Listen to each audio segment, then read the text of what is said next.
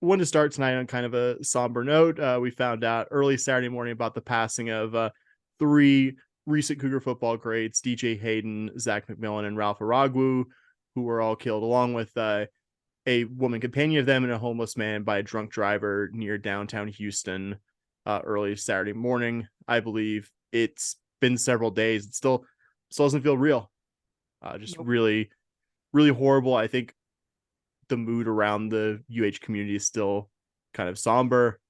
Just remembering watching those guys play. I mean, outside, obviously, it's a tragedy anytime anyone passes because of this, but these guys, Bobby, I'd say they're roughly around our age. We both, I think, have very vivid memories of all three of them suiting up for the Cougars. DJ Hayden, probably the biggest standout in his career, and obviously just the incredible story. Not just DJ Hayden is an incredible football player, but the harrowing story. Him almost dying, and just really one of the most incredible triumph stories as he came back from that and ended up being a first round pick and playing nearly a decade in the NFL. There also Zach McMillan and Ralph Aragu standouts as defensive back and offensive lineman, respectively. So I had to acknowledge that at the top, everything we talk about tonight, a lot of it I think very positive, is still with this kind of somber note in the background that these three young men were taken from us far too soon. And I think a reminder also that as much as there are probably, to put it lightly, some things that don't meet standard for a lot of Cougar fans right now that frustrate, but just talking about a bad football team, we're talking about a football game that maybe didn't go our team's way, is better, is better than the alternative. Life is precious. We only have so long on this earth, and I'm happy to be using a little part of it to talk with you, Bobby, about Houston Cougar sports. A number of topics tonight. A lot of them I think we're pretty happy about, but obviously that's in the background. It's in our thoughts, and just the loss of those guys, the loss of Reggie Chaney. I'm tired of the loss, man. I'm tired of seeing these guys leave us too soon, and it's really sad. I think that's where we're at with that, and I think everything you talk about at times with that in the background. Keep those, if you're listening to those guys and everyone who lost their life in just that terrible, senseless, drunk driving incident in your thoughts and prayers. It could be any of us, and Yeah, man. I'm very grateful it's you and I here talking tonight, and that have a chance to, I think, be mostly happy about the world of Cougar sports. Yeah, I mean, I'm just gonna, reiterate everything you said. It sucks, man. I mean, I was out working and I had to make a stop at a mall, and like, as crazy as this sounds, I sat in my car and just kind of cried for a minute, just like, oh no, like, and like you said, we're kind of tired of the loss and things like that, but like, I don't know, it hits different when they're your age. Is Yeah. as crazy and selfish as that sounds, like, it just really, like, not that Reggie Chaney didn't hurt and like No, of course, just yeah. it, but like, there was that time when I remember, going to games as a student, when he was a student, when those guys were students with us. I remember all that, man. And I just remember how excited I was when DJ Hayden overcame the incident that he had before and got picked in the first round. I remember just how absolutely excited I was for that guy, because we're kind of the same age, and like, I was graduating, we're kind of doing our thing, and he's graduating, doing his thing, and he's living out his dream, man. And it was a tough day Saturday, and it makes it hard to really care about the football game and the results that happen, even though we run this podcast and obviously we care. It really makes you, before the game, just kind of go, yeah, whatever. Like, Yeah, it puts it in perspective. yeah, just really puts everything in perspective. So that's kind of my thought on it. It's sad, it sucks, and yeah, that's where it just kind of sits right now, man. Yeah. So we're gonna do things a little bit differently this episode, because I think all of us, uh, me, Dustin, our co-host, who can't be here this week, but don't worry, you will be back with us next week. I didn't have enough time to come up with a. I'm not really in a funny reason Dustin's not here mood, so I'll just suffice to say, he's being a good boyfriend and spending time with his previously out of town significant other. He'll be back with us next week. But I think we were all maybe kind of just looking at it like we're leading with Cougar football, who I think, speaking for only myself, I don't think in any way deserves to be billed ahead of the other sports that are in season right now. So you could skip ahead if you want, because I have no way of stopping you, the listener, from doing that. But there's a lot of really good, exciting stuff happening for all of the other programs we're going to talk about between now and the football talk that I would encourage you to listen to. And I think we're going to start tonight, if you're okay with that, Bobby, with Cougar Volleyball, who had an incredibly dominant trip up to Norman. Yeah, I mean, even before I joined the podcast, one of the funny things was you guys would always just be like, "Well, we are not going to start with the sport you want us to talk about because they're not good right now." So, we would have despite how much me, you, and Dustin love college baseball, when the Cougars were floundering in the past, it was just kind of like, well, we are going to start with track and field, and there's really nothing you can do about it because they're worthy of top billing. So.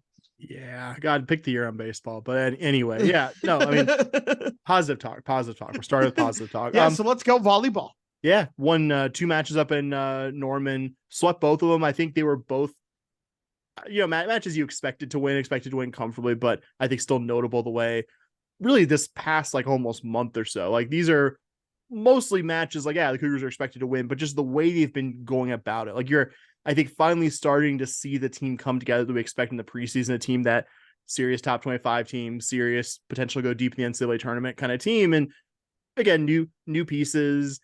You're going to have new players playing bigger roles. And I think you're really just starting to see this group, as we kind of hit the really important part of the season, coming together here. And I will say, from watching this, the Sooners really came out at the beginning of that first match, like amped up in the way you'd expect an underdog playing at home to be amped up against a top 25 team. They got an early 3-1 lead, but Cougs didn't look panicked, took the lead for good in that set, and ended up winning 10 of the final 13 points to comfortably take that one. Cougs didn't hit worse than 333, Bobby, in any of that match's 3 sets. And other than when the Sooners won 2 of the first 3 points to start the third and final set, the Cougs didn't even trail at any other point en route to winning this one. It was a really ruthless offensive performance. The Cougs combined for 9 total attack errors in 3 sets. You'll have some sets sometimes that produce 9 attack errors. And really, I thought the most really quantifiable area where the Cougs were dominating was at the net. Cougs had 9 blocks. Kellen Morin had 5. Nena Mbanu and Katie Corelli both had 4. Corelli and Morin really are ruthlessly efficient when they're asked to be called upon in this offense. They combined for 13 kills. Corelli hit 545 individually, but I think the individual I want to single out the most from the first match is Abby Jackson. She's really having a quiet, strong close to the season. And it was something I noticed early on in the season. Jackson maybe wasn't her most efficient self early on, but I think since the Texas Tech match, she's really been on fire. I mean, other than the second match against Tech, Bobby, she hasn't hit worse than 258 in any of these last 7 matches. For, I guess, an offensive player is going to give you the volume that Jackson gives you. That level of efficiency is really good. Her line against OU is bonkers. 16 kills, which I think would be good even for like a full 5-set match. Hitting 519, 6 digs in the defensive end as a bonus. I mean, home, road, wherever, you're not beating this Cougar team when Jackson is on that Absolutely. Much of a heater. Yeah, not boiling it down to just Abby Jackson, but that was kind of my last thought. That was an individual performance that was worth noting. Yeah, the big takeaway for me from that first match was it was just an absolute defensive domination, right? We can talk about how great we looked at the offensively, but really, when you really look at it, you held OU to an absolutely pitiful 0.096 hitting percentage in the entire game. That's not one set. That's not less than 10% on their hitting percentage, which is just ridiculous when you really look at it. And in set 3, OU had 10 kills and 8 errors. Sam, that's a ridiculous number. 10 kills, 8 errors.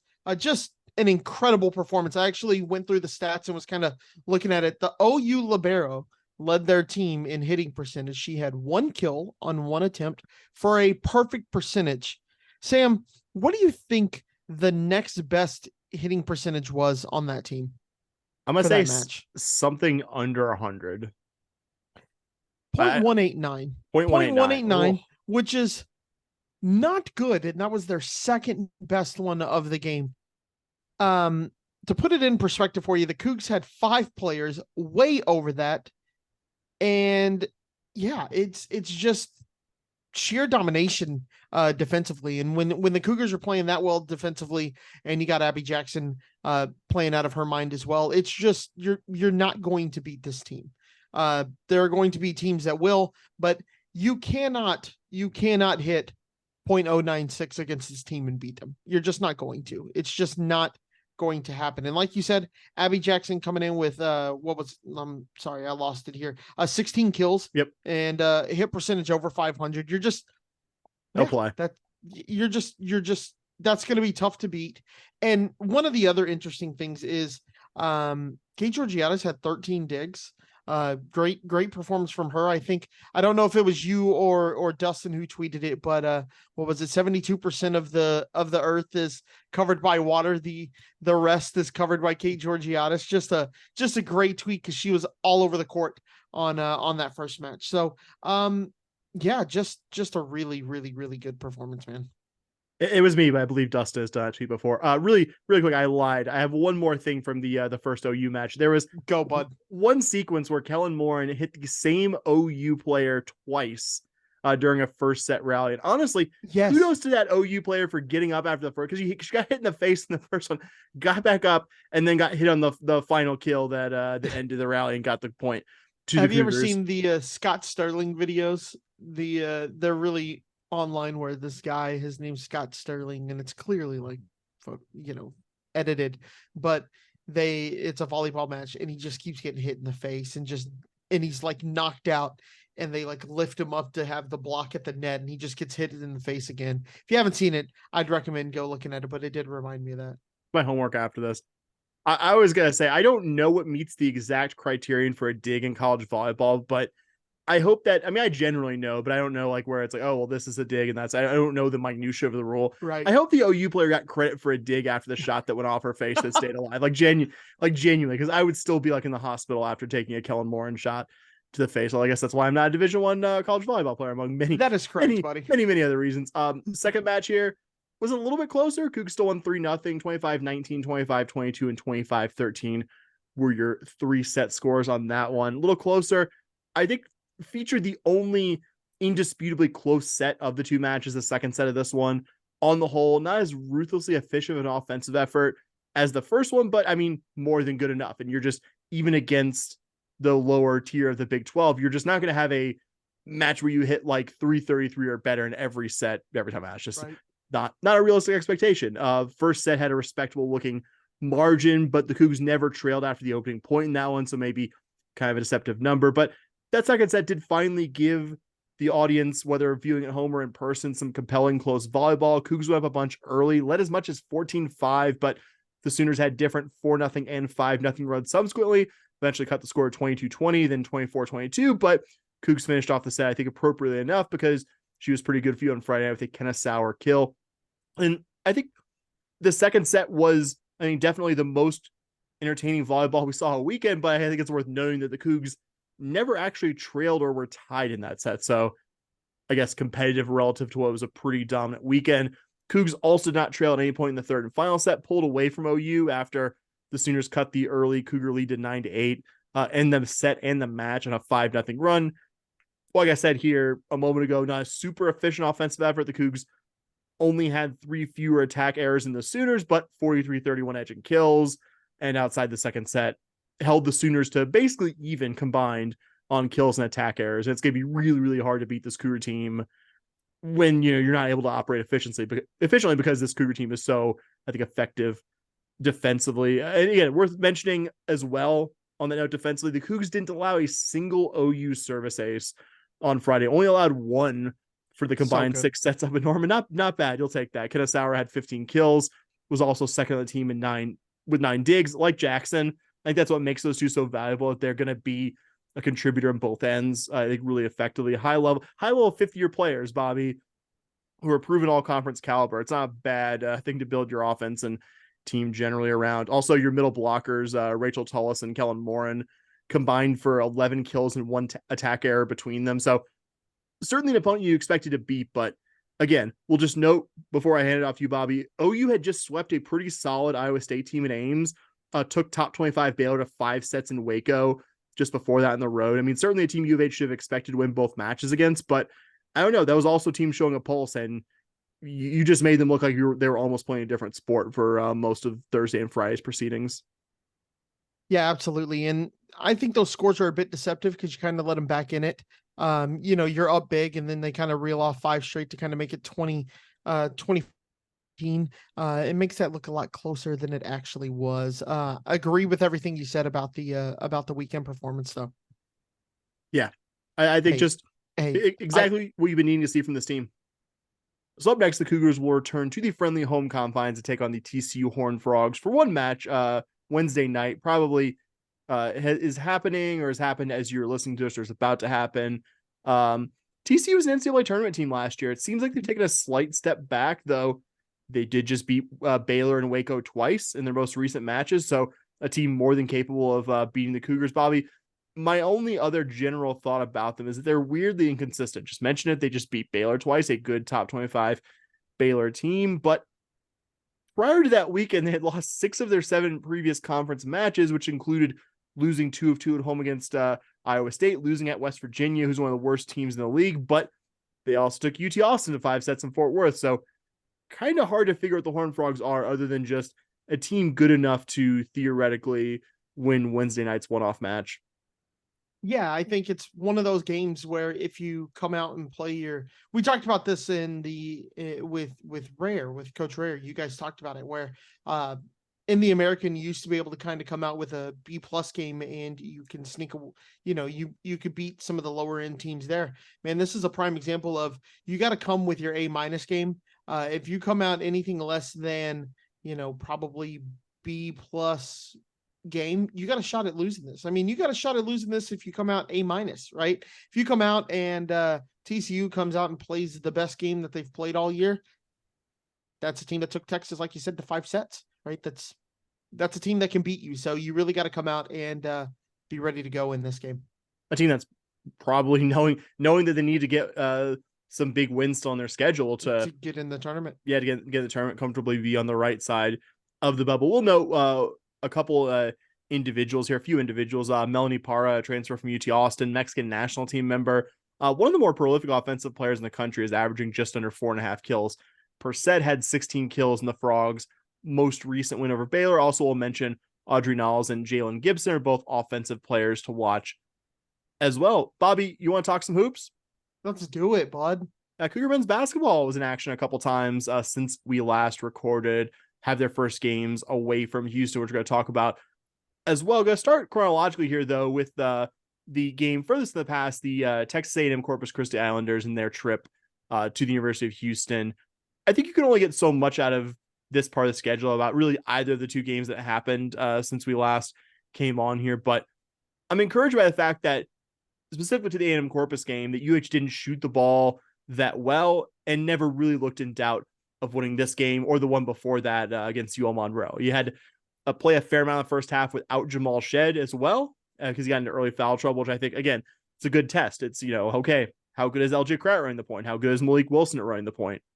And that's the only way I think you really learn things out of these games, if you have to maybe do something that's a little bit out of your comfort zone. And this was a rough game for smooth, aesthetically pleasing basketball. The teams were whistle for a combined 40 fouls, and that's with, I think, the crew kind of taking it easy the last 7-8 minutes. Yeah, the second half.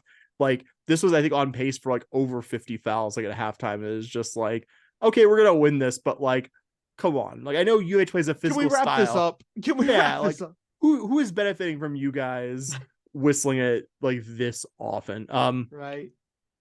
And we'll say, if you're looking for nits to pick on this one, the Cougs, and really just haven't this year in the short amount of season we've seen so far, didn't shoot well from the free throw line. Jalen Roberts went 5 for 10 on his freebies, which I'm not super worried about because I think Roberts is good at a lot of things. I don't think he's ever going to be anything other than a 60-65% guy at the line. Maybe, I wouldn't say I'm concerned, but maybe a little bit more closely monitoring guys like Damian Dunn, Ramon Walker Jr., Malik Wilson, and Terrence Arsenault, who combined to go 4 of 12 on their freebies. Though, again, out of that group, I'm not really worried about Dunn. He shot over 80% each of the last 2 seasons, but again, you will at some point be playing teams that are a bit closer competition. Again, out of these kinds of games, you're just trying to find anything that might look like a weak spot. I think you saw more in this one of what LJ Cryer could do as a scorer than you did opening night, but I don't think you really saw him come into his own until the next game against Stetson. We'll shout out Javier Francis playing 20 minutes without getting any kind of foul trouble with a whistle happy crew calling this game. I thought that was notable. Made 3 of his 4 free throws as well, blocked 5 shots. Not trying to go overboard about this small sample of a season so far, but I think Francis' ability to stay on the court these first 3 games, it's encouraging. And JoJo Tugler, who I love, and I think has shown us a lot of good things for the first 3 games, you want to contrast that, he got a few more whistles on him than Francis did. Offense is still a work in progress, which this early in the season, don't think is any cause for concern. I think the big red flag, Bobby, would be if we came back and talked about this game and A&M Corpus getting a lot of easy shots, which they didn't at all. They were just getting worked on the defensive end. It just kind of took the Cougars a bit to get into a rhythm on the other side. Yeah, and I think, like you said, if they were getting easy shots, things like that, they weren't. There's not too many concerns that I had leaving this game. As we'll talk about in the next game, really when I looked at these 2 games, I didn't really separate them because they kind of felt the same to me in terms of the performance. I think one of my big takeaways, if we're including the next game, was the slow starts. Not something that I'm going to be terribly concerned with, but definitely something to just kind of watch going forward is how slow we seem to be starting getting into the game a little bit, both offensively and defensively. Right. But overall, once everything gets locked in and ready to go and moving, this team looks like you expect them to. They look like the number 1 net rated team this early in the season. They look like everything that you want and expect this team to be. I think coming out of the A&M Corpus Christi game, one of my big takeaways was our leading scorer in the A&M Corpus Christi game, Wani. Led the team in scoring, and if I would have told you last year preseason that there would be a game where Wani would lead us in scoring, you would go, how badly did we lose that game? You'd be like, oh no, like who didn't shoot for us but Wani almost had a double-double. I mean, if this team's getting a double-double out of Wani Roberts, you're looking pretty good, man. This team is going to be, coming into the season, we were worried about the forwards, right? The forwards and the centers. Who's going to be our bigs this year? And if we're out there getting 17 and 9, you're not as concerned. We're lighting a candle because he had to leave. I think more precautionary than anything because it's Stetson. Like you're not, if you have any kind of just like, this guy if might you have a hangnail, I don't want you playing versus Stetson. Exactly. Like just let's just see. Let's see some lineups without Wani Roberts. We know what he is. And frankly, this is almost kind of like a preseason portion of the schedule anyway. So, but we're hoping that's just precautionary as well. But yeah, no, it's been incredible the last season. Some change to see how that guy's developed, and I think he's now playing something more like his natural position. I think he did a nice job filling it at the 5 when he was asked to. But I think he's more of a natural there, and I think Javier Francis is more like what we've typically had the last few years of really good Samson. I get why you played him there. Like you were trying to get Jarris Walker, a truly generational athlete and a very good basketball player for his 1-year college career on the court. And it was the best fit. But I think Francis and Roberts in their respective positions, I think it's a lot more natural fit. And yeah, like you said, another 30+ point win against Stetson. I kind of grouped them together as well. Like you said, if you want to pick nits, you got off to a bit of a slow start against Stetson, but they went on Stetson got a 6-2 lead early, Bobby. 17-0 Cougar run after that. Incredible. And then after that 17-0 run, went on a 26-2 run from about 5 minutes left in the first half to 5 minutes into the second half. Well, and truly put this game on ice. And like you said, I think the slow starts with the starting 5 aren't yet a cause for concern. It's way too early for that. It's just something to kind of watch as the harder parts of the schedule come, but a really incredible defensive effort. At one point in the first half, I looked at my game tracker, Bobby, while I was watching this. Stetson had 15 turnovers and 5 made field goals. They had 17 turnovers in the first half. It took Stetson having a good last 10 minutes of game shooting the ball to get over 1 point per minute.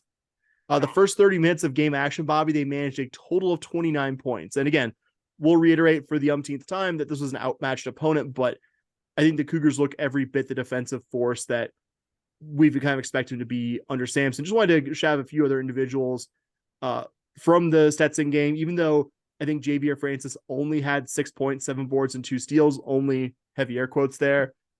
We're seeing a guy who looks like he has a lot more confidence on the offensive end. And that means so much more to me than the stat line. He doesn't look tentative. He looks like a guy who now has a year of college basketball under his belt. Looks like a guy who has the confidence that he's going to be in the lineup every night. He's doing the work necessary to get there. I thought Jamal Shed had one of those games also. The box score doesn't really quantify what he contributed. I think Sampson said in his post-game comments, he's a point guard's point guard. He can get his own shot if he wants to. He's developed that game well, but he's so focused on getting his teammates the ball in the right spots, which I think is just so important for his position. I think we finally also saw what the game we've been expecting from LJ Cryer. He had 21 points, 7 of 15 from the field as well. I think just a good dominating pair of wins in a situation where you need a pair of good dominating wins.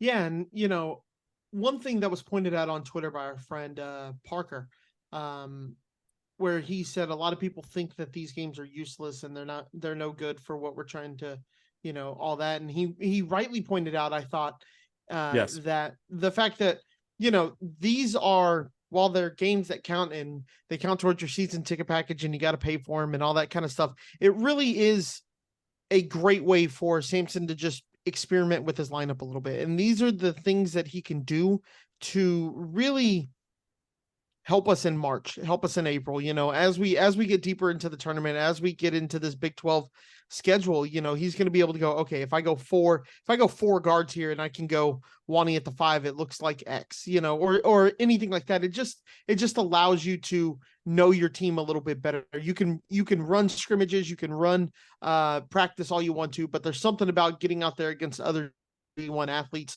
that just kind of shows what that team is going to do. Yeah, it's almost, you can experiment like it's a scrimmage, but like, joking aside about intensity and all that kind of stuff. Yeah, different intensity. And instead, again, Stetson's not on the same level as U of H. Stetson's still a Division I basketball team. You're still going to learn something about this lineup that you might not end up running out there in February against Kansas or something like that. But you're gonna learn something out of this. You shouldn't play nothing but these. You should challenge yourself some non-conference, but that's coming, and it's coming. Smooth transition, Bobby, unless you have some more thoughts about these last 2 games, as the Cougs leave Houston for the first time this year, going to the Charleston Shriners Children's Charleston Classic. Cougs' first opponent will be the Towson Tigers. The Tigers have been kind of a solid mid-major program recently. Went 27-9 in their conference play, the CAA, the last 2 seasons. They won the regular season title in 2022, but ended up having to go to the NIT because they got bounced from their conference tournament. Its team kind of retooling as well. They lost their star player, Nick Timberlake, who grad transferred to play at Kansas. Their number 2 scorer, Cam Holden, also graduated, but they do return a multi-time all-conference guy in Charles Thompson, averaging near double-double last year. Also brought in a couple veteran transfers, Messiah Jones and Tamia Suleiman, who I think both make this Tigers team a better rebounding team. And a guy who stood out early for them has been 6'8" freshman Tyler Tejada. Really will present a tough match of a 6'8" guy who's kind of a guard forward tweener. And just looking at their roster and who's played a lot so far, they have a lot of guys who aren't true big men, but just a ton of rotation guys between 6'5" and 6'7". So a team that I think is in a different weight class than Stetson or A&M Corpus, though I think an opponent that the Cougars should very much expect to beat. Tougher test and all, but again, even away from home, this is a team the Cougars should expect to handle and get to the next round. Though again, I think we'll learn a bit more about the Cougs than we did the previous 3 games. Yeah, and that's why you participate in these tournaments, right? Is you could book at least 2 or 3 more out of conference games, and if you're not going to get a top flight team, like go participate in these. Gives you a little pressure. You get to play for a trophy. You get to do a little bit more. So, if you're not going to play a top flight, top 20 team, you can either fill it with games like this where you're going to get teams that might make the tournament, might not, or you can just go ahead and play, Corpus or something like that. I'd rather do this tournament. So, Towson, looks like a matchup the Cougs should win. Would be surprised if they didn't, but I've seen crazier things. So, oh yeah, for sure. And you also get guys used to tournament basketball as well, Yep. just the compressed schedule. And obviously you expect to be playing a tournament with a bit bigger stakes here in a few months, but just getting your young guys used to a different kind of basketball than having a few days off between games, being getting to stay at your apartment and the team facility and all that stuff. You're taking it out of your comfort zone a bit, which I think, again, Yep. with a team with some freshmen, with a team with some guys who are veterans but new faces on this specific team, I think good test for them. And the Cougs will play, if they win this one. I think I was gonna say, I think it's also, even if they lose. So Even if you, they lose, yeah, yeah, you they're will playing play one of these two. you will play one of these two teams, hopefully after a win. But you will see either Utah or Wake Forest. Ideally, hopefully the winner of those two teams. Not going to dive too deep into either team, but neither was an NCAA postseason team last year. Though I think looking at them, they both have reasons for optimism this year. The Utes have a ton of size, clearly on an upswing trajectory. Their coach Craig Smith was previously at Utah State back when we saw them in non-conference a few years ago. Coached some Oh good yeah. teams there. I think that they have a true 7-footer in Brandon Carlson, who I think will end up being one of the more productive big men in the country. Wake Forest as well. They return a team that Steve Forbes was really high on the preseason. Their coach, the Demon Deacons, return double-digit scores. Cam Hildreth, Andrew Carr, and Damari Monsanto. They bring in a Gonzaga transfer and former elite recruit Hunter Salas as well, who I think could be really interesting. It's weird to think of a guy transferring from a West Coast conference school to an ACC school, and they're like, oh yeah, maybe he'll get a better chance to see the court here. But Yeah. Yeah. that's just what Gonzaga It does. obviously is in the present era. So I think two solid teams, two teams that I think you're stepping up each game. Towson's a bigger test than the first three opponents you've already faced, and obviously Utah or Wake Forest is a bigger test than Towson. So hopefully you see in the Cougars play 3 games. I believe I was gonna say it's Friday, I believe mid-afternoon will be the winner game if the Cougars get past Towson, and I believe Sunday evening, if the Cougars win that one, they'll get a day off in between and play for the championship of this event. Yeah, I had the whatchamacallit, the bracket up, and now I don't. So sorry, but I can't confirm that yes I'm or actually no. based a But shout out. I'm going to mention them for the first of 2 times in the show. Shout out to our friend Ryan, previous guest of the show of Go Cougs. I listened to his podcast on my commute home today, and just from memory, got the schedule there. So appreciate you, Ryan. yeah, good job, Brian. Just a fun little thing to test your knowledge here Ooh, on yes. basketball here. Hit On me. the opposite side of the bracket, we have the Mean Green of North Texas, the red, what's St. John, the Red Storm? Red Storm.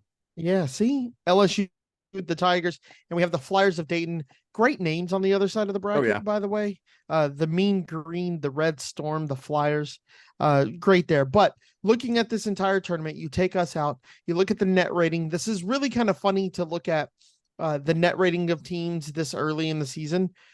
Who do you think is the highest ranked net team that's not us?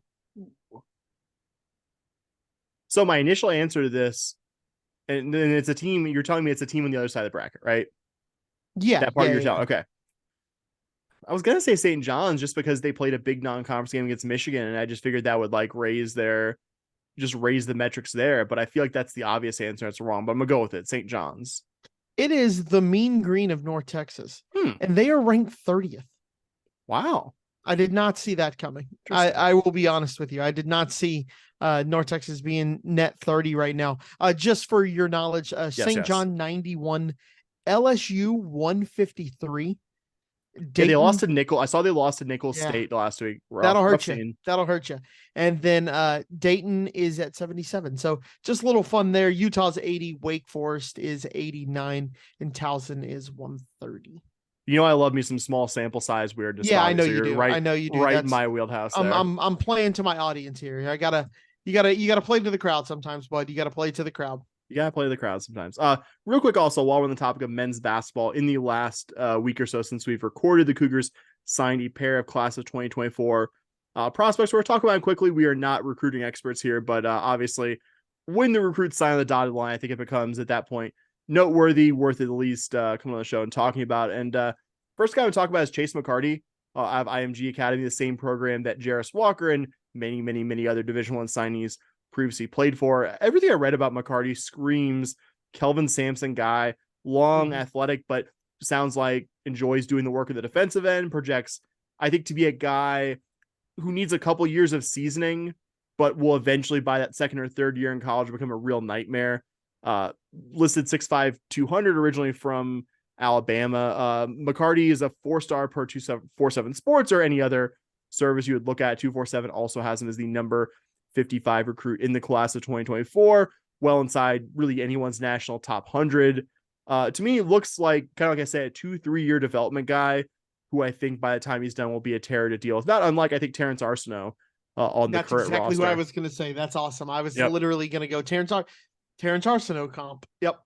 Yeah, the ranking too. Arsenault was around like the 40s or Yep. 50s in his class. Just athletic guy who I think will really benefit from Sampson's program, the strength and conditioning, and all that fun stuff. And I think it also come into this program without the immediate pressure to be the guy. Can come in and contribute as needed as a freshman, like we're seeing with JoJo Tugler, like we saw with Terrence Arsenault last year and this year. So excited about him.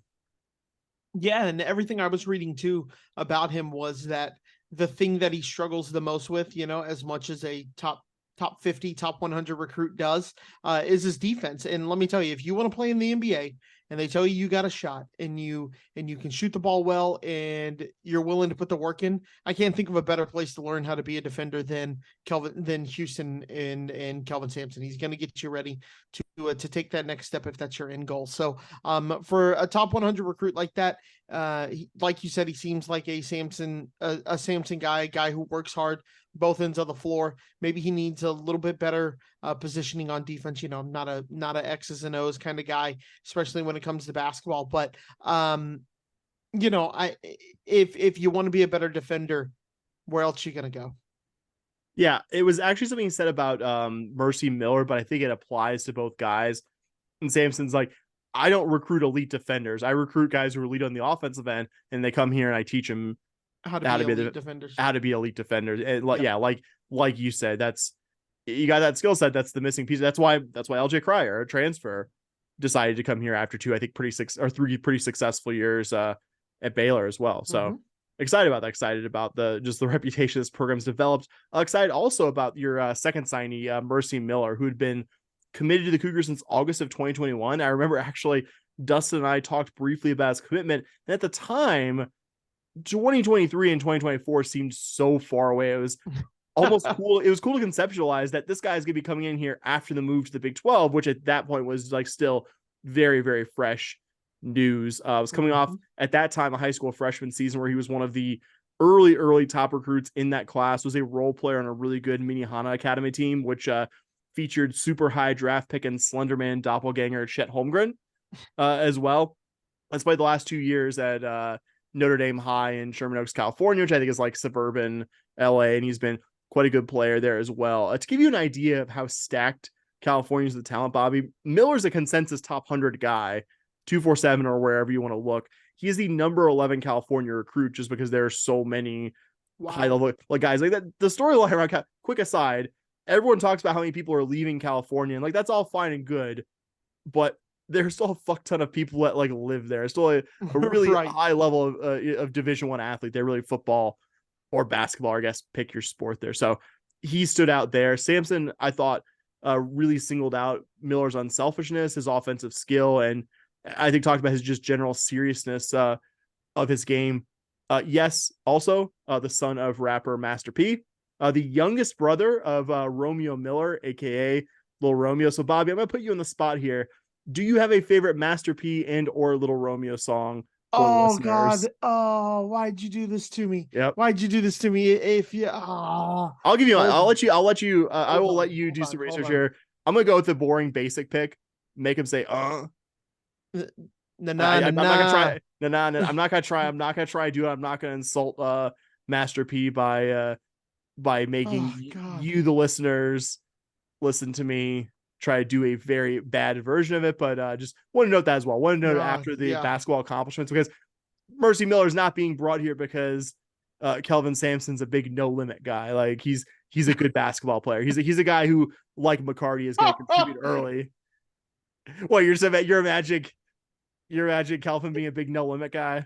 You're imagining Kelvin's opinions on 90s rap. Which, that's. I don't think he does. I don't hold. I have nothing to to say to that. Yeah, I that's didn't mean to get just this off the rails. I thought that's you'd have. I hilarious. and I'm not That's throwing you to the bus. I hilarious. thought you'd have a quick answer. Like you, I don't. that's I fine. think you're probably right with make and say, Sometimes the obvious answer is the nah, right nah, one. nah.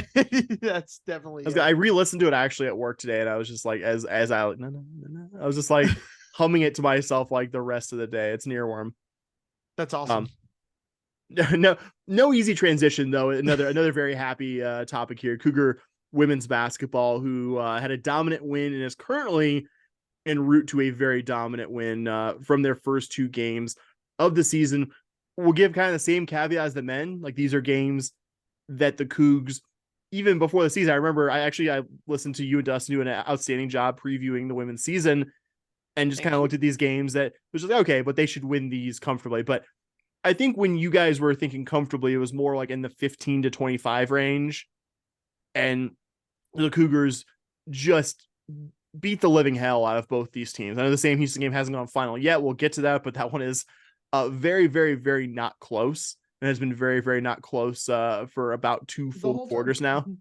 The Cougars just really, really have looked good these first two games. I'm trying not to overreact, but I think a really encouraging start to the season. I think what has excited me most about this team so far is I don't think they've come close to playing their best basketball yet. I think they're blowing out these teams, and I think you could still look and see areas where they can improve, see efficiencies that maybe that they're not entirely getting yet. Because for all the frustration of last year, on the balance, this was a really good defensive team by the time conference play rolled around and returned a lot of key players off that team, along with the assistant coach Von Reed, who Ronald Hughey gave a lot of credit for, the Cougars being an elite defensive team last year. I think the test was going to be, how much progress can they make on the offensive end? And I think we've seen a lot of that in tonight's game. And I think we certainly saw a lot of it on Friday. For Friday, you saw the usual suspects like Layla Blair, Britt Onyeje, your returning vets, be part of that offense. But you also had Kiera Merchant, the team's lone freshman, really showing some good stuff. She had 13 points in 13 minutes. Was obviously really disappointed when I heard in the offseason that Gigi Cook had a season-ending injury during the preseason, but that maybe opens up an opportunity for a freshman like Merchant, who may not have had that easy of a pathway to minutes. And also, thankfully, herself is on a deep veteran team where I don't think she'll ask to be carry a lot of the offensive load in her first college season, like Layla Blair, who I think had a really nice freshman season. But I mean, you look back at the 2020-21 season, ideally, you're not asking a freshman to do as much as Layla Blair was asked to do that first year. They can do what they want, but still have, I guess, a veteran supporting cast around them. And I think at the opener, you also saw the value of having just a really veteran team top to bottom outside of the few players already mentioned, like Blair and Onyeje, but you also have Cameron Jones and Bria Patterson, who are both at least in their fourth year in the program. You also have veteran transfers like Nia Boyd, Peyton McFarland, and Malia Johnson, who were all playing at least their third season in college as well. And I think only time will tell, but I'd like to think, Bobby, that having so much veteran presence on this team is going to translate to maybe winning some of those tough, closer games that you saw the team come up just short on last year. And also, my last thought, really love from that first game that you only missed a combined 3 free throws between your top 3 scorers, Blair, Patterson, Boyd, because those are free throws, Bobby. They are free throws to the basket. And that's an efficiency of this team that hasn't necessarily taken advantage of in previous seasons under Hughey. So that 99-61 win was about as good as I think you could have scripted. And it was the second most dominant win that we're going to talk about from this team tonight. Yeah, it's just been just an amazing thing to kind of watch right now. Is Dustin and I said in our preview, as you heard, is that the thing this team needs more than anything is to take the Kelvin Sampson lid off the basket.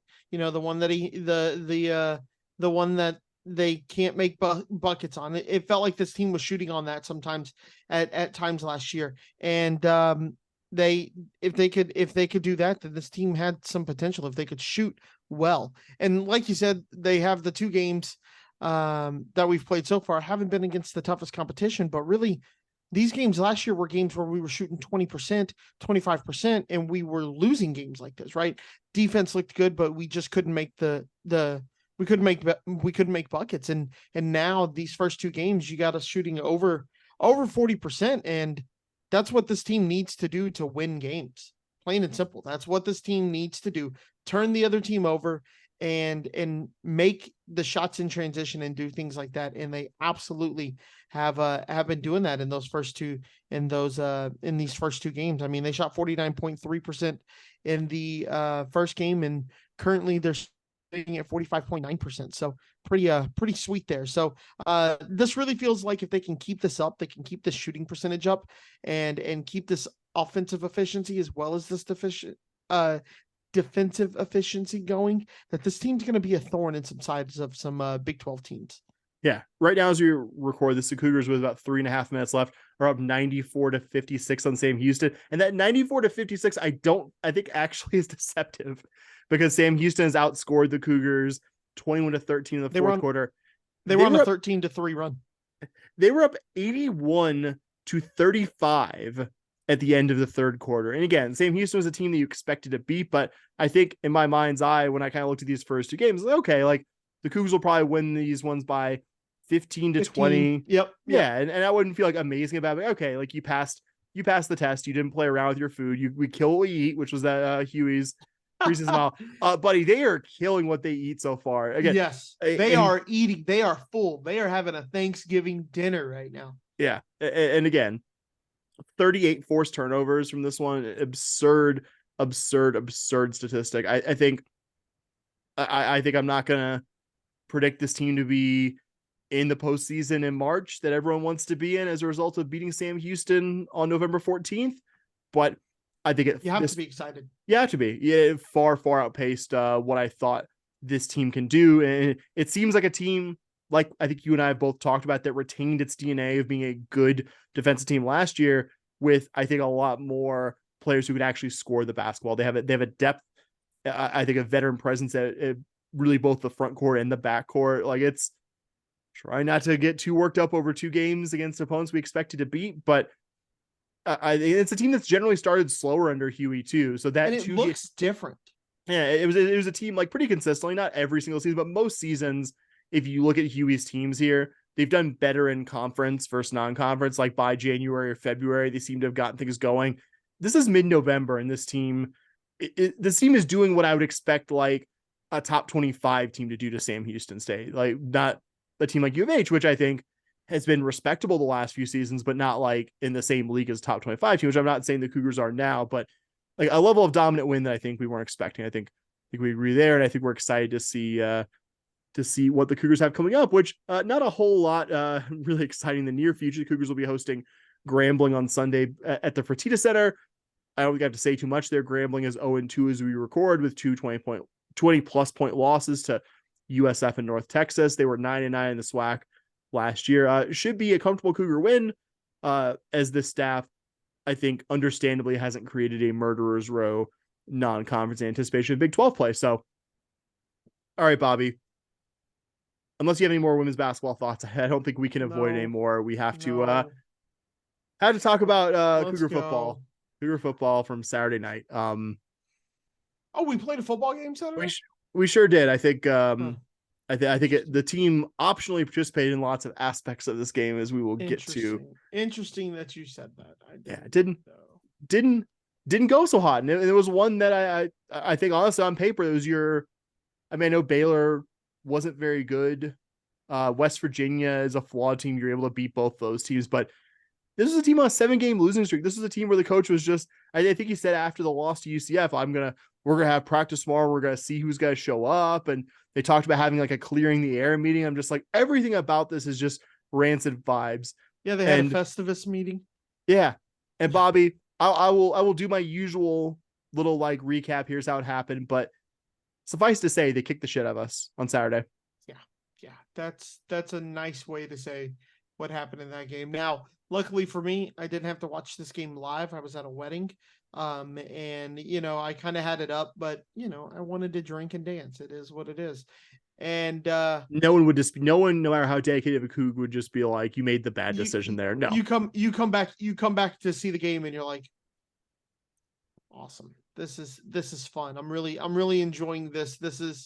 And once I think, what was it at halftime? 14-7 at the half. I was just like, I don't know if I want to watch this anymore. And then after the third, it was 17-7. I was like, I'm definitely not watching this anymore. Time to put this up and go enjoy the party for the rest of the night.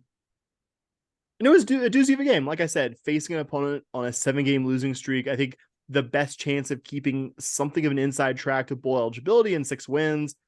Cougs basically looked like the second best team from start to finish.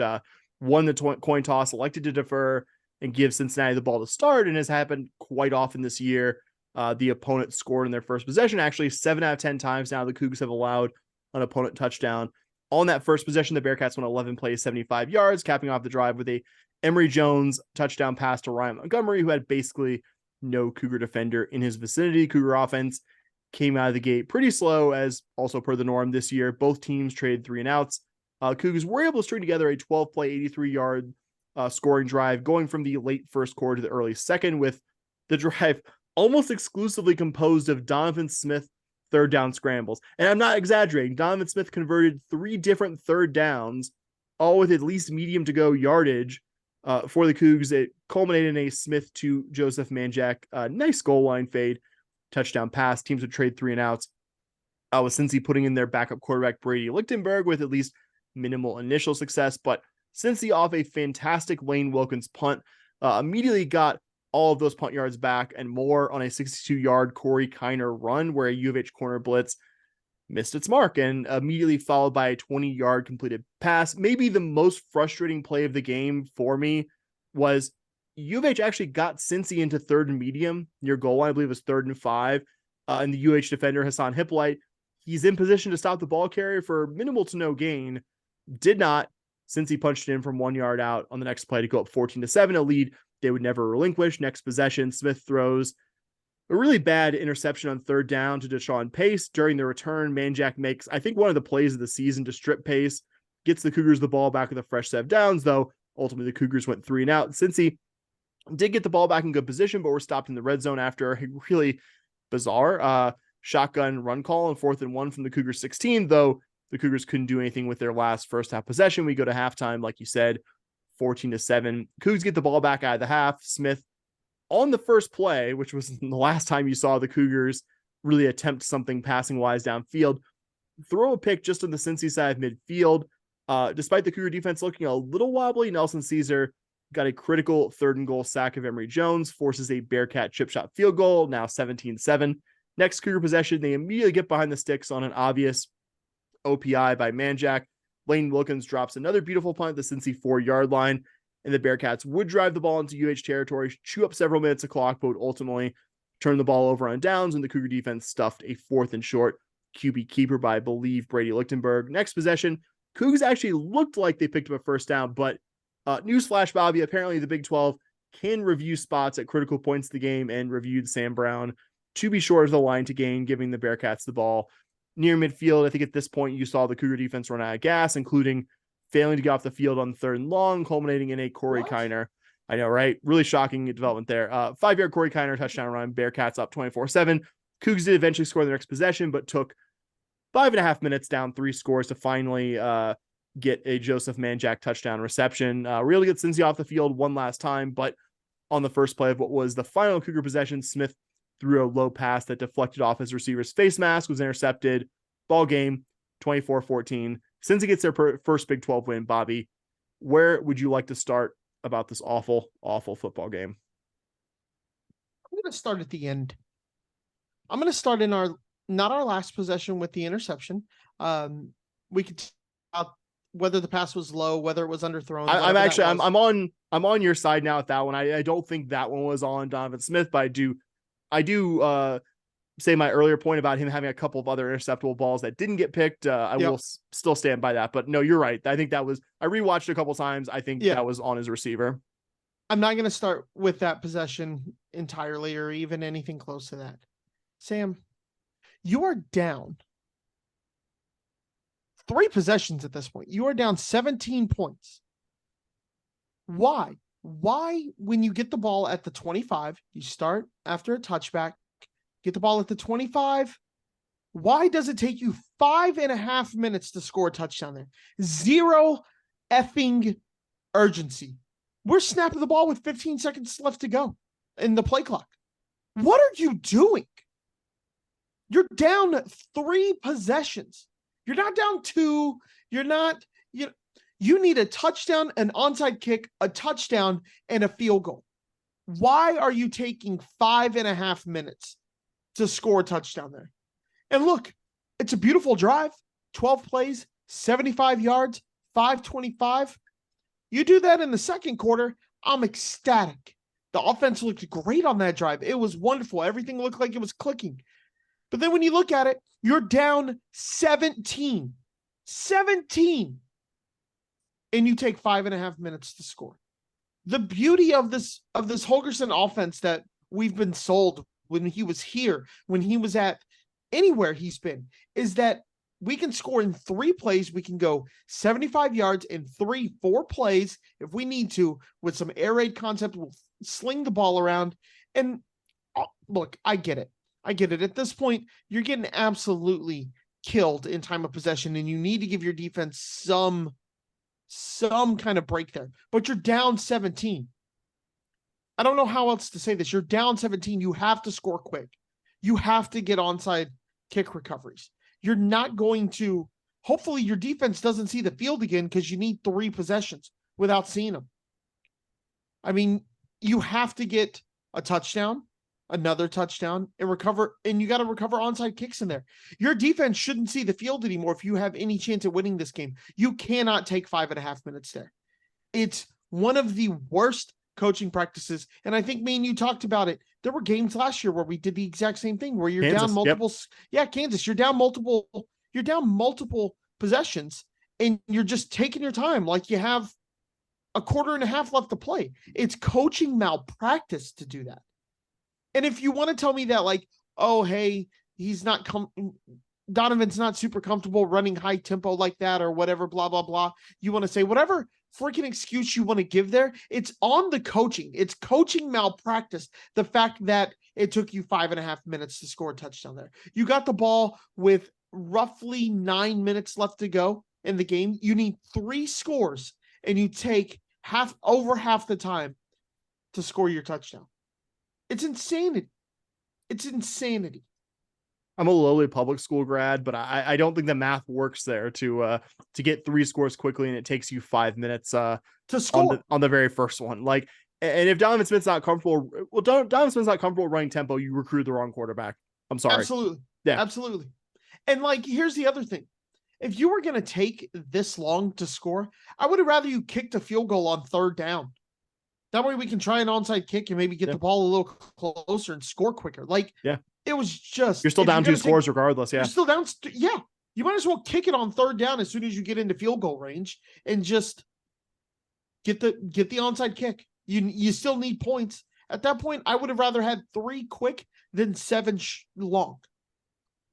No, yeah, totally agree. I don't, it's one of those, I think I've said this a few different times. Like, I would love someone on the staff to sit me down, like the football idiot I am relative to them, and explain, why is this happening? Like, why are you doing this? Like, you realize, like, again, protecting your defense is all fine and good. I mean, that's the stated purpose of, why Holgorsen, I think, midstream in his career has gone from being this air raid, run as fast as tempo as possible, score as quickly as possible guy, to somebody who's like, okay, well, you need to go more ball control, protect the defense. Which I understand. It makes sense. It makes sense in theory, but your offense has to be something that your guys can do and execute consistently. It doesn't seem like the staff can figure that out quickly or figure it out consistently enough. It almost feels like we've recruited guys to play his air raid style, his quick tempo. I mean, if you look at our receiving cores, like a lot of guys who just find space or shifty, get open and get the ball in their hands, and they're going to make some guys miss. We have a lot of those guys, and that's great in your air raid concept, but we're not running an air raid. So what are we doing? I was going to actually talk about the defense first, by the way, because I think that's the unit that did slightly better. But I'm going to rip the Band-Aid off. I'm going to talk about this just absolutely atrocious offensive effort. I believe when I did the instant react, I gave the offense a D or a D minus. Evil Professor Sam is here, Bobby. I'm giving everyone an F that's not named Joseph Manjack IV or Parker Jenkins. When you and I back and forth about this game, I think you brought up a good point when you were kind of rewatching it, because obviously live you were not able to watch a ton of it. Donovan Smith was under pressure basically from the word go on Saturday. And I think that's important context. But I also don't think it exonerates him from what I we agree. saw on Saturday. And I think on the rewatch, I was a little soft on him, going, man, he's just every time he drops back, he's under pressure. But he did, and that's important. And I think I think what it does is shines a light on another position group that did not play well in this game. Your offensive line. I mean, officially, Donovan Smith only took 1 sack, but I think all that tells you is that he's slightly better than average at escaping pressure than your median Division I quarterback.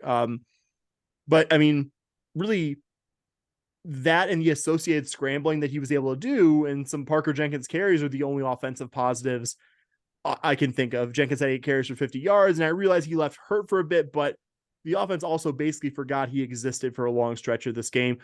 Bobby, I actually picked this up. Speaking of, this is the second time I was going to mention him, from our friend Ryan at Go Cougs, and the Talking About the Cougars podcast with Dave Campbell's Texas Football Network. Without looking, when was the last time a U of H running back rushed for a touchdown this year? Specifically rushed, not any kind of touchdown. Last game. Buddy. Think about it.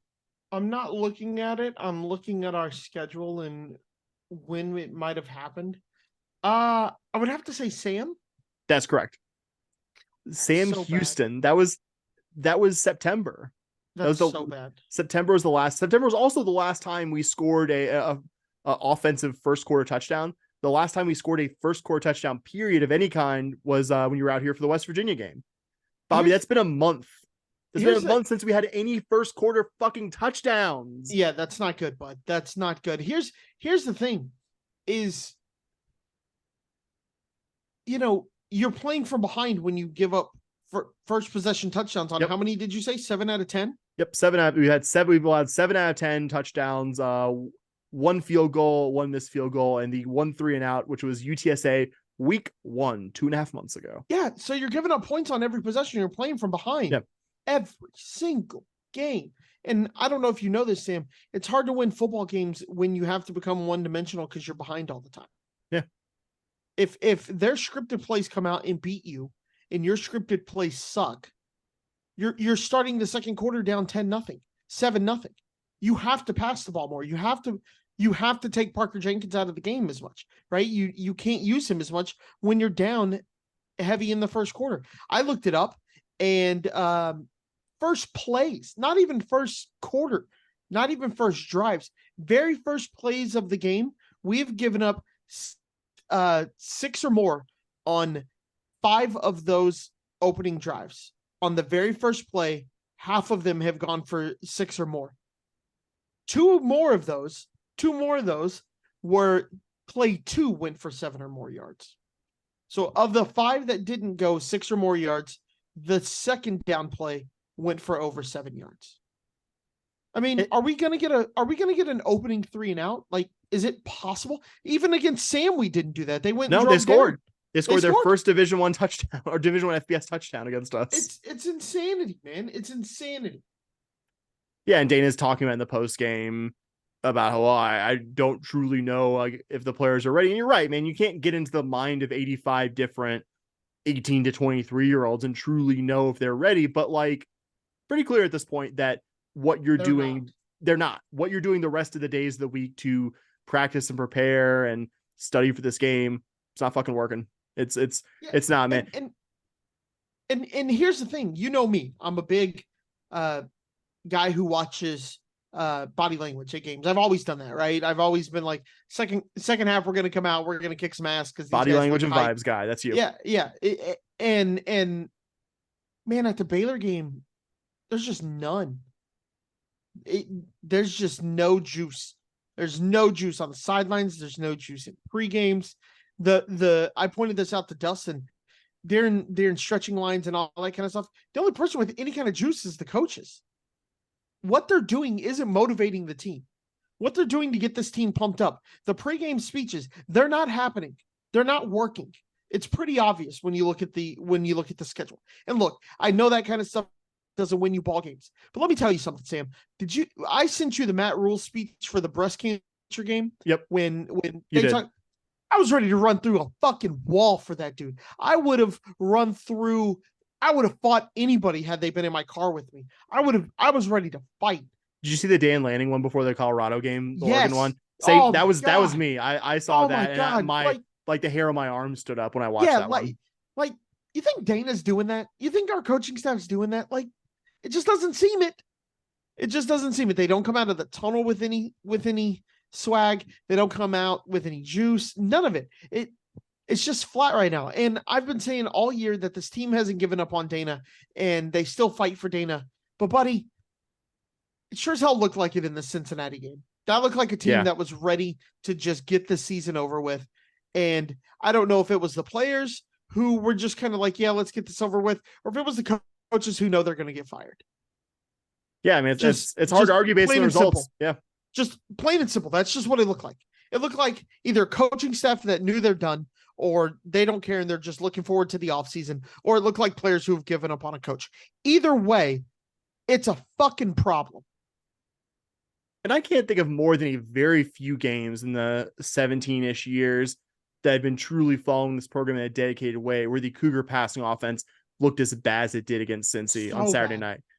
And that's not just Donovan Smith, as we talked about. Stuff wasn't going right around Smith. The blocking in front of him, receivers catching passes maybe they should have caught, but he looked horrible. Bad throws, looking out of sync with his receivers. It's almost hard to conceive that I'm watching the same offense that moved the ball at will at times against West Virginia, moved the ball at will at times against the Longhorns, where we at least saw things with some consistency in the pass game. And this is where we are 5 years in now to Dana Holgorsen being here. We look as bad or worse at throwing the ball as we did in his first year in 2019 with a true sophomore and lots of key guys being deliberately sat out.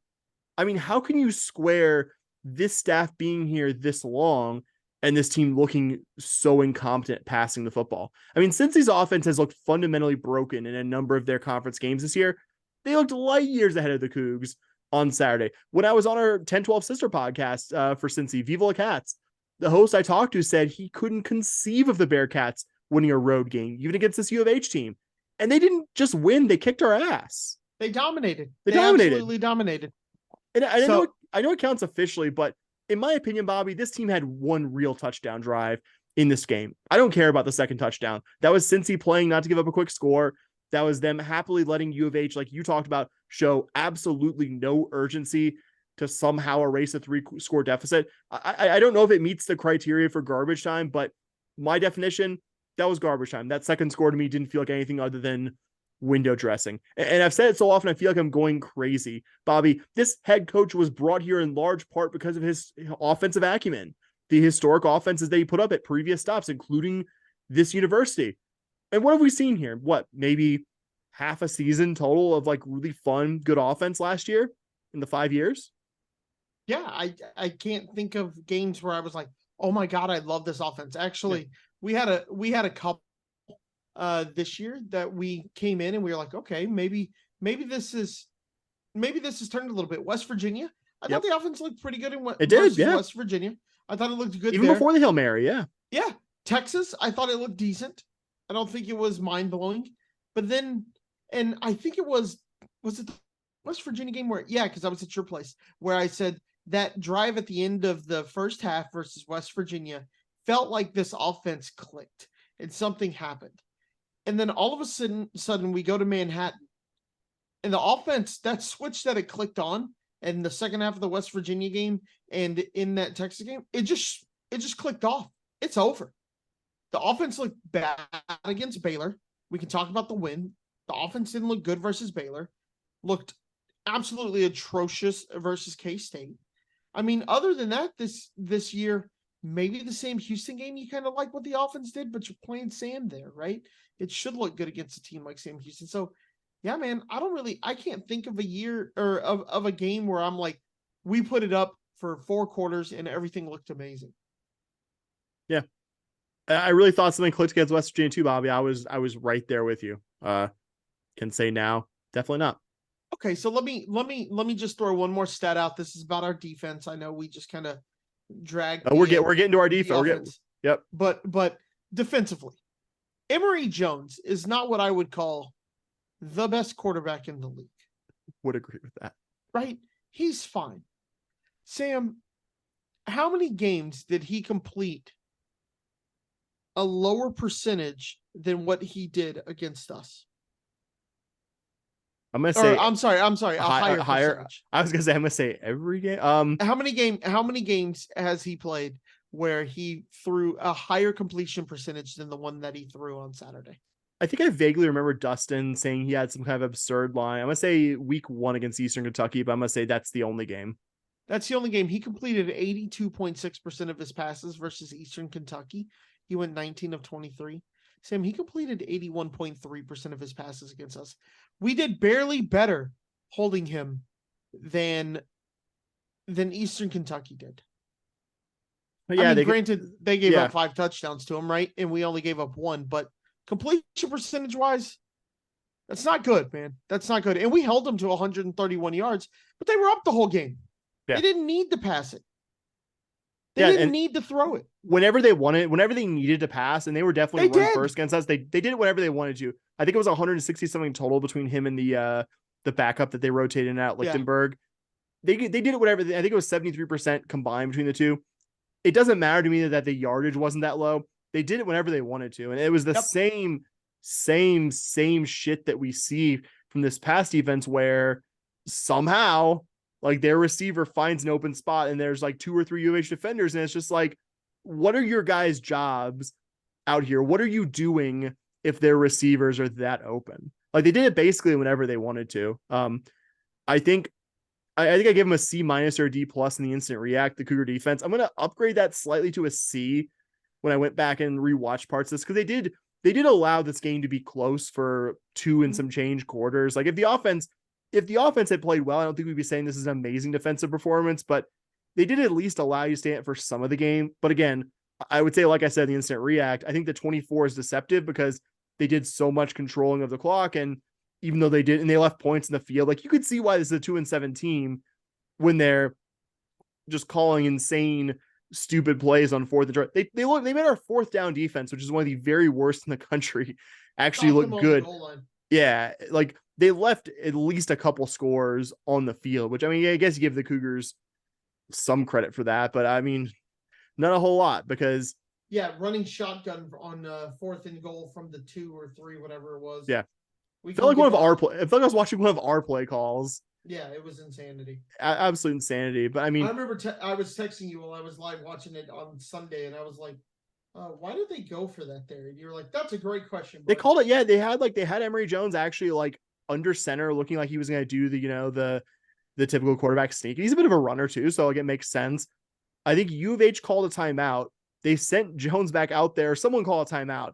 They sent Jones back out there in the shotgun, and I think he handed it off to Kiner and he got stuffed. And it was just like, why? I mean, I'm glad you did this, but why? Why would you do that against Yeah, us? if So, I was a Cincy fan, I'd have been pissed. yeah, you saw why they're kind of still annoyed at Satterfield, why this year hasn't gone well.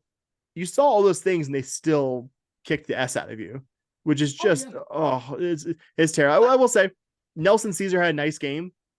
Should have also, I think, when I did the instant show, singled out Jamari Caldwell and AJ Holmes, two of your interior defensive linemen, who I think did a good I think they had a job. really good game. Yeah, caving in the pocket at different points. Caldwell has been, I think, your consistent best interior guy this year, a guy worth being excited about. Holmes as a redshirt freshman, I think it looks at least somewhat ahead of schedule for an interior lineman. But I mean, probably the best game this defense has had in Big 12 play and making things happen behind the line of scrimmage. But again, some of that I think is the opponent. And of course, not all positives. Your defense was 0 for 2 on third down and 10 yards and longer, which, Bobby, since he was 5 of 11 on third downs that were shorter than 10 yards and 2 for 2 on longer than 10 yards, more than 10 yards should be the easiest scenario. How has this been happening for almost 2 full seasons in a row? I mean, you watch these plays and one of two things always seems to happen, in my opinion. I think the most common one is the quarterback drops back.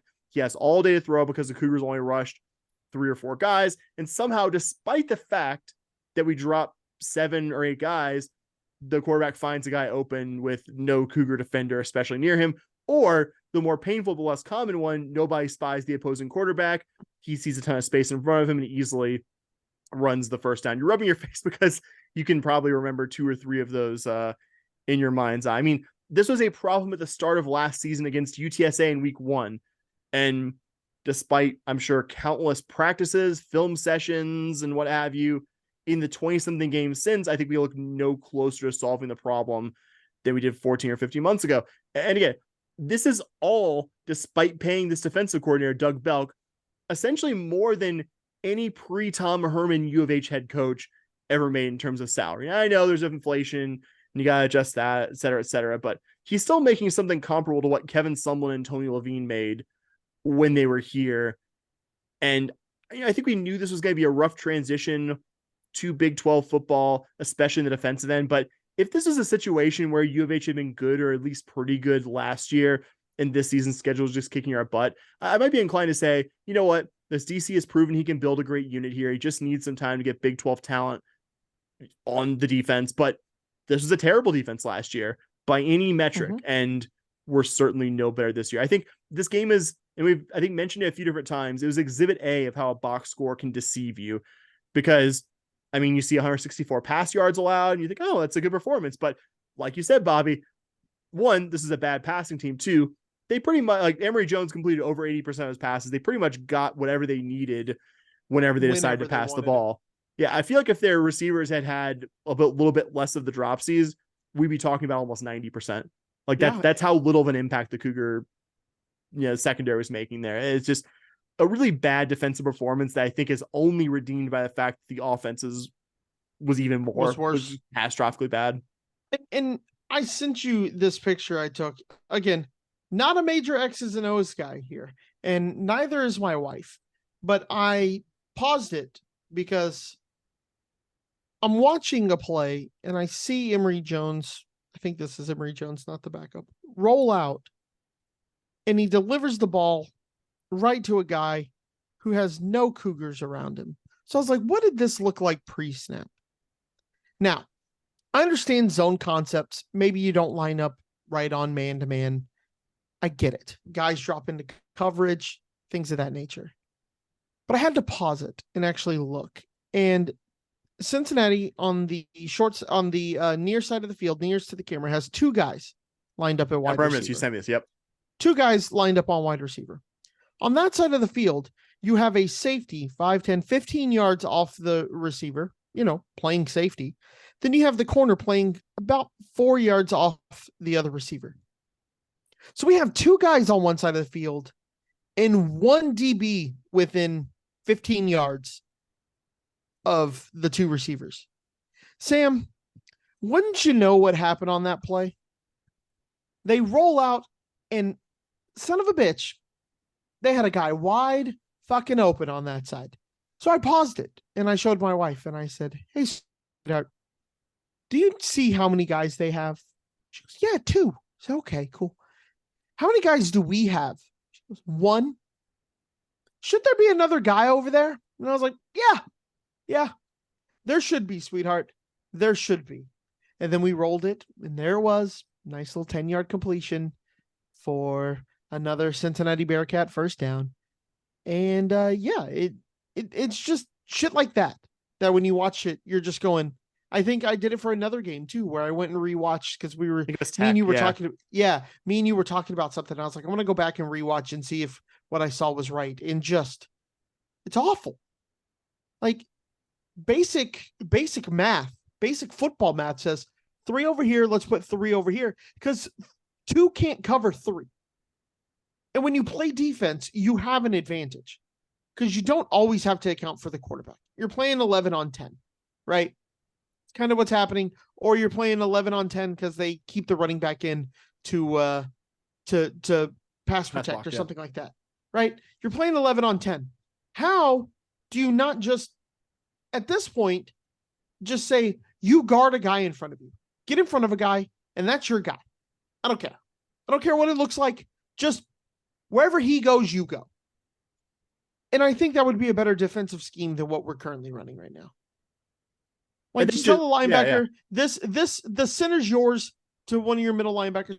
Outside linebacker, you get the tight end. Other outside linebacker, you have the D in. Like, just line up 11 on 11 at this point. And just say, just run with a guy. I don't care. Just run with them. It can't be worse than what we're doing. You'd probably get beat a couple of times deep, but guess what? You're already getting beat deep. In fact, Cincinnati had a ball where it hit the receiver right in his hands about 65 yards down the field. Easy touchdown. And he just dropped it. So, I mean, you're already getting burned. Just line up 11 on 11 and just tell, this is your man. And if that means you stand and you engage with the center, do it. I don't care anymore. Like, it's got to be better than what we're doing right now. Yeah, I mean, other than the game against the Horns where you went to a slightly different look, you went to more of a 3-3-5 stack kind of look.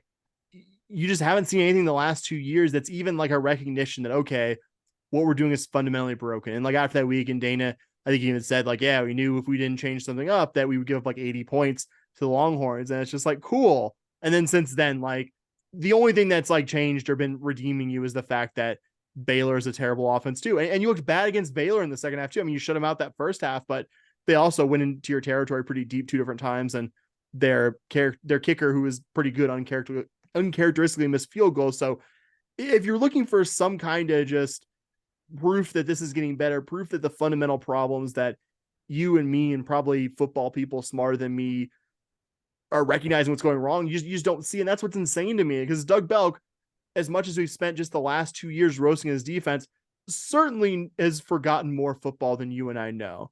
So it's just like, how do you look at this? How do you, I would assume, do film breakdowns of this team and don't just be like, I know there's only so much you can change mid-season, but the shit doesn't look any different than it did last year. It doesn't look like there was any recognition in the offseason of guys just not being able to execute what this defensive coordinator is asking for. It's not happening.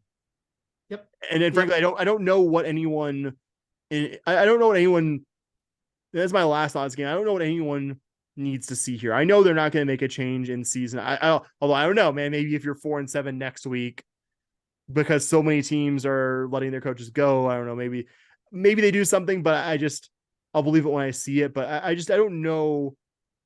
I don't know why after, I don't know, trying to think of which week. I don't know, why you went into this season with this defensive coordinator. And I don't know why he's been kept on. I don't know why, honestly, you didn't get like a half season look at, I guess, Archie McDaniel or Brian Early, one of your other defensive assistants, because this is fundamentally broken. This is not working. I don't know, man. I don't have, I have some final thoughts on this game, but they don't involve the game, and they involve our head coach. And let's hear him. I just want to say that press conference where he announces that Matthew Golden is out for the season, and because of the injury, and he's getting surgery on his toe, which speedy recovery to Matthew Golden. There's nothing we want more than Matthew Golden back playing for the Cougs and absolutely dominating next year. But if I'm Joseph Manjack, I'm storming into Dana Holgerson's office and I'm telling him to get fucked. Where my receivers at? Dude, holy shit. When Dana Holgerson said, well, there's 8 other scholarship guys in that wide receiver room, we need one of them to step up. Sir, what do you think Joseph Manjack had 2 touchdown receptions. He had the hustle play of all hustle plays, where your quarterback throws one of the worst passes I've seen in probably 3 seasons. Defies logic. A 4th-year college player through that don't even understand it, right? We didn't even really touch on how just dog shit awful that interception was. Runs back, catches the guy from behind, strips it, and recovers the fumble. And you're going to look at me in the face and you're going to tell me you need to step up a little bit more. Like, get out of here, Dana. Get out of here. It's embarrassing. If I was Joseph Manjack, I'd have done the Rudy scene where I take off my jersey and I leave it on the coach's office desk and I just go, you know what? I'm done. I would rather sit out another year and try to claim a waiver and do that. I would have been, I would have been submitting an NCAA waiver, and it's just like a MP4 file of Dana's post-game stupid ass quote. Oh my God, it's so bad. And then the final one I want to mention, and I know this one is going to piss you off, was Dana Holgerson going, well, that's life in the Big 12. Bro, they changed conference with us. If you say that after the Texas Tech loss, okay, I get it. You say that after the Texas loss, okay, I get it. You say it after any loss except for UCF, BYU, and Cincy. Other than they came in with us. They're here with us. It's tough for them too. They were at the same freaking level you were coming into this game. Coming into the season, they were leaving the exact same conference with you. They were leaving a much better situation because they were a better football team because Holgorsen didn't do his job, hasn't been a great recruiter, hasn't been a great offensive line, hasn't done all these great things like Cincy did. They're coming into the same situation. They have the same money as you. They have the same type of players as you. They have all the disadvantages you have coming into the season. Playing in the Big 12 is not an excuse to get dominated by a team that came in with you. They came in with you. They're playing the same schedule. It's not like were left in the American and you've been beat up in the Big 12. And then you go, oh yeah, no, check this out. It's life in the Big 12. We've been getting our teeth kicked in for the last 7 weeks. And then we get to play this Cincy team that's playing in the American. No, they're in the same conference as you. They came from the same place as you. They're in the exact same fucking situation that you are. And they kicked your teeth in. Yeah, I really couldn't have said better. I was not thrilled about that one when I heard on Saturday in real time. And just, I would love, he came on this podcast and Chris Pesman four summers ago in 2019 talked to, and I know Chris Pesman isn't really Dana's boss, and that's not even really necessarily a shot at Chris Pesman. I mean, I have my opinions about him, but I think you're seeing that with a lot of athletic directors. If you're over a certain pay grade, which I would say U of H clears that bar, that decision goes up to the big money people level rather than the administrative level. Even though I think, yeah, cough, Texas A&M. But I mean, honestly, programs even below that pay grade, like us. And he talked about something like servant leadership, which is something that I won't go into the full thing, but like it's something I generally believe in, and I will give him the benefit of the doubt that he's some way practices it in his day-to-day work life and dealing with student athletes and all that fun stuff. I would love for him to tell me how Dana throwing his receiver group under the bus after just the umpteenth badly game planned offensive effort from this team fits the definition of servant leadership. I can take a lot of bad quotes. I could take a lot of this coach's excuse making just because I've become kind of a nerd to it.